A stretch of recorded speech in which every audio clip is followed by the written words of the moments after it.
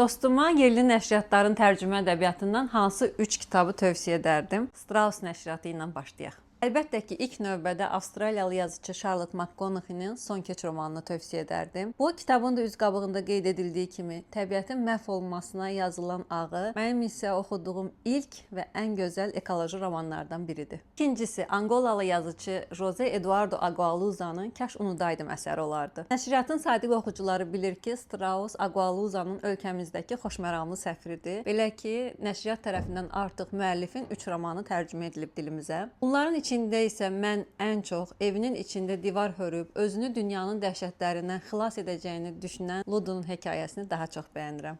Üçüncüsü isə Holland yazıçısı Herman Koxun Şam yeməyi romanı olardı. Bu əsərdə isə valideyn-övlad münasibətlərindən, uşaqların əməllərinə görə valideynlərin daşıdığı məsuliyyətdən, cavabdehlikdən, həmçinin şər qüvvənin menyu şəklində təqdim olunan dadlarından bəhs edilir.